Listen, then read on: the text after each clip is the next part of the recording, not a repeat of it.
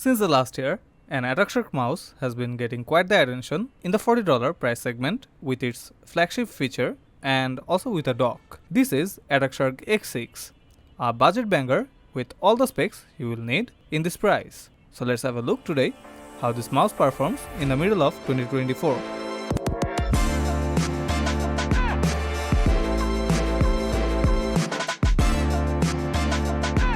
Today's review unit was sent to me by Gadget Nova. Gadget Nova has been one of the current most active PC peripherals importer of Bangladesh, with bringing Atakshark, Jinmeng and few other popular brands with their amazing products. You can find today's Atakshark X6 from them for only 4500 BDT. And now onto the video.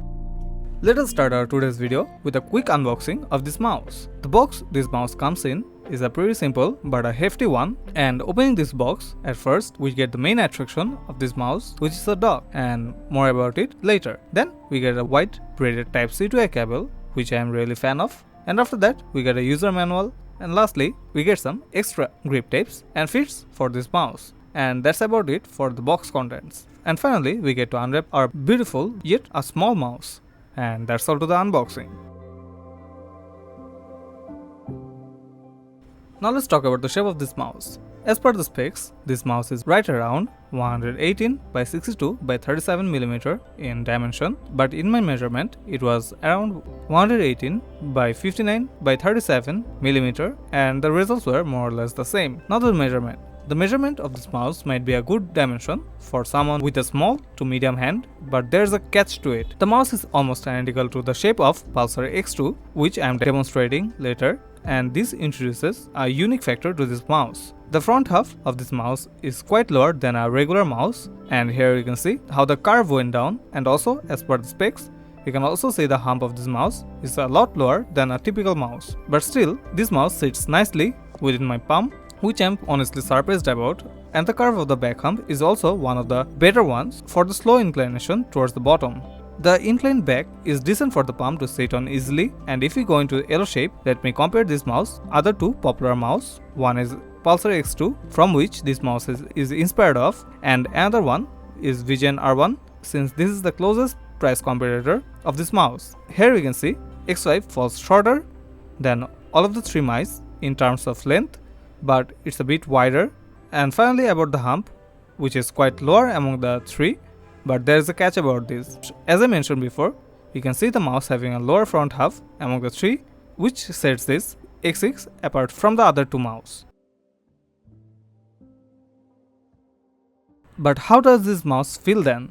And before that, let's have a look if this mouse has any noticeable creaking at all. And here you can see I am pressing the mouse pretty hard enough, and there is literally zero creaking or any kind of shell displacement in this mouse, and it's very comfortable to hold on if you have a small hand. While holding it, the build quality feels sturdy of this mouse. There is no coating on it, rather it has a bit textured surface to grip the mouse a bit better. Then again, it's pretty premium for the price it comes in. The slight grainy surface does help the mouse to be gripped firmly, but if you have a sweaty hand, this might introduce slight discomfort for the sweat. But then again, the shape of this is very ideal to palm grip in small hands and claw or fingertip grip in medium to big hand, but palm gripping it on medium or big hand is quite tough and might be uncomfortable to some. And also, as the surface is being more into the smoother side, one of the advantage it has, it isn't a dirt magnet and it has less chance to have dust permanently stick on it, which is a win-win in my opinion. And now, you might ask, how does this mouse weight then? I will let you guess at first. Is it 50 grams or 60 grams? And to break it to you, it's just around 49 grams, which makes the mouse really light as per the current standard. This lightweight is pretty big win for the mouse, but how is the weight balance of this mouse then? And let's test that. The mouse is perfectly balanced while holding in the center, and from holding top to bottom, we can also see the mouse is staying firm to its position. Now looking at the internals, the mouse is equipped with Pixar 3395 sensor, and this is one of the most optimized 3395 sensor under 5000 BDT during its release. and also it still holds its ground after 6 months. And looking at the back, there is a mode changing switch and a polling rate switch present there. But what about the DPI then? You guys should have noticed by now that the DPI buttons are on the top of this mouse, and there are 2 of it for step up and step down of the DPI.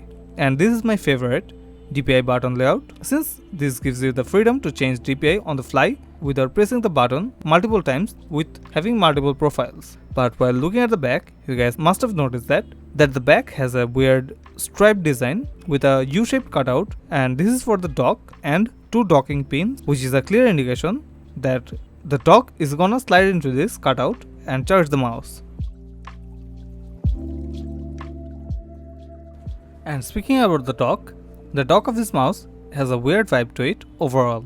At the first look of this dock, it seems like a normal dock with a connector pin on the top, and it's elevated from the ground. But on the back of it, there is a USB-C and a USB-A port, which makes the mouse a hub to connect the dongle in and make the dock act as a receiver while also charging the mouse properly. But regarding charging it, the dock fails big time in one of the major conditions. Surely it charges fine, but docking the mouse is quite a pain. Since it has a weird cutout for the mouse to sit on, you have to be precise in placing the mouse or else it will fall off. And another reason of this mouse for not docking properly is the weak magnet of it, and it doesn't make the mouse snap on the dock like other dock based mouse. And after a week or so, you will get hang of it with some practice, and it will seem like a neat pick to the mouse. And also on the back of the dock, there is an RGB ring which can be controlled with the button on the top of the dock with few color profiles.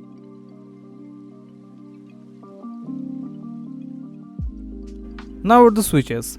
The switches this mouse comes in is one of pink dot switch, which has a 80 million click lifetime, and also on the quieter sound profile, unlike Kyle GM 8.0, which is also quite frequently seen in other mices in this budget. And this is one of the best mouse switch in the market right now. But does the clicks have pre-travel? While looking at the front, we can see the mouse has no pre-travel on the left click, but has slight pre-travel on the right click, but it's still nothing to notice about. And the side buttons have a smooth texture and is quite small, but both of these switches has slight pre-travel. And lastly, the scroll wheel is of TTC Gold encoder, and this is one of the popular ones out there with reliable quality and tactility with decent smoothness. How good this mouse performs then? The sensor we have here is the Pixar 3395 sensor, so it's pretty much known to everyone that this has 650 IPS and 50 grams of acceleration, so there was no spin out or jitter on the mouse. And I personally felt zero issue on the mouse. On the games like Valorant, it went pretty smooth without feeling any stress. And performance wise, the mouse is top notch to any games you play honestly. And let's have a bit more look into my gameplay to have a better idea of this mouse.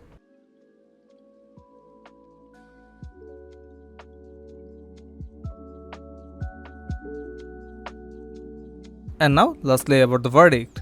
Should you get this or not? Honestly, ask yourself, do you need a small mouse, and do you need a light mouse with a dock? If so, just grab this mouse, and this is one of the most premium mouse under 4500 BDT or $40, and it easily takes the cake with its specs. But also you should learn to place the mouse on the dock properly, and it's a bit learning curve, but eventually you'll be okay with it. Overall, I am totally satisfied with this mouse, so I hope you guys like the video, and do give a like and subscribe to support me in the future. Thank you.